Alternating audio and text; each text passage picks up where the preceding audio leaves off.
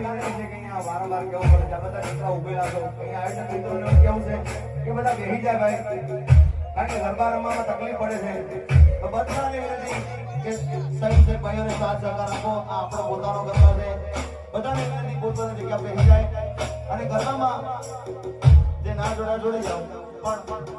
સાથ પોતાની જગ્યા લઈને બેસી જાય વિનંતી છે જય હો હા